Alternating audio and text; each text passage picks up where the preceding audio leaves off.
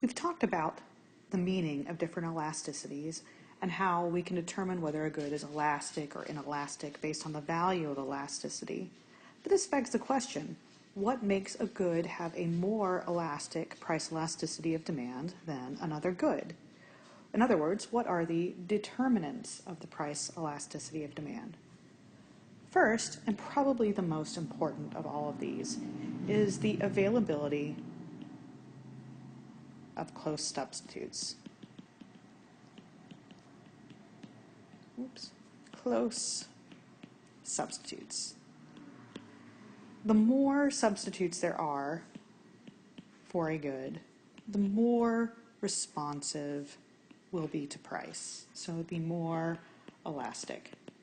For example, if I think about when I go to the grocery store and I'm trying to decide what to have for dinner, and I'm thinking, what kind of protein would I like to have for dinner?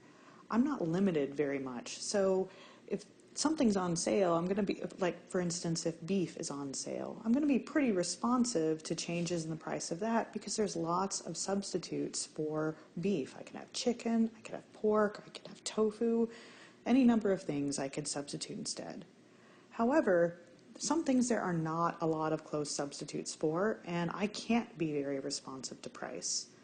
When I need gas in my car, only one type of gas will work. I can't just throw some diesel in my car because it's cheaper. It's not at all a substitute.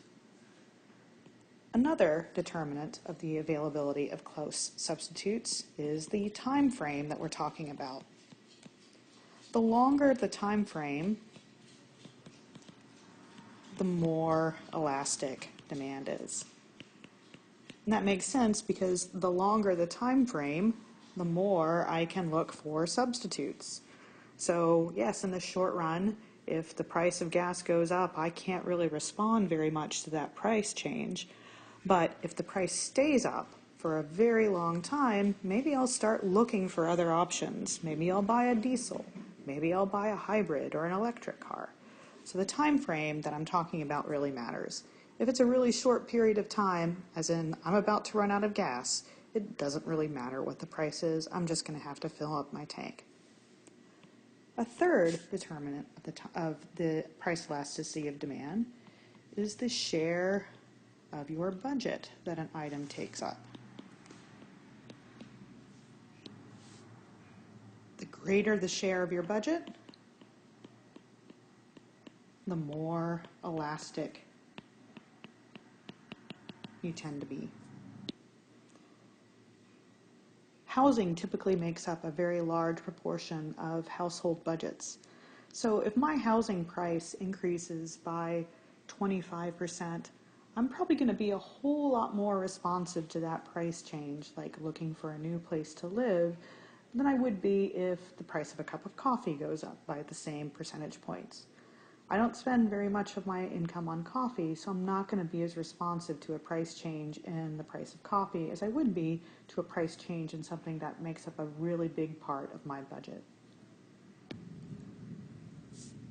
Now, depending on your textbook or your professor, you might go into even more determinants of price elasticity of demand than the big three.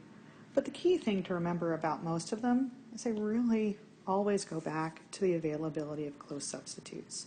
For example, another common determinant of price elasticity of demand is how narrowly you define the market.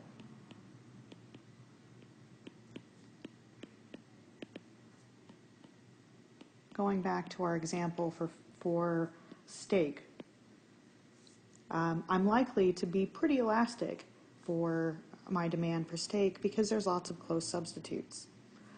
Or if I broaden that market a little bit more, not just the market for meat, but maybe the market for proteins.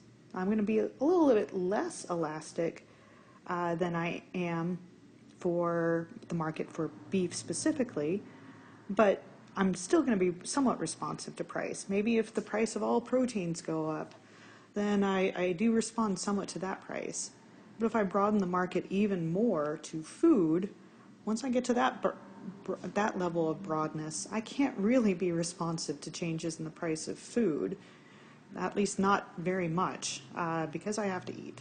So the more narrowly you define the market, the more elastic you tend to be. But really, that boils down to just being because there's not many substitutes for food.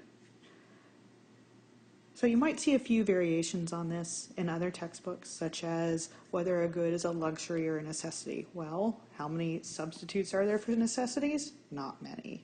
Or whether a good is addictive or not. If you are addicted to nicotine, how many substitutes are there for cigarettes? Not many. So it all really boils down to the availability of close substitutes. That's probably the most important determinant of the price elasticity of demand.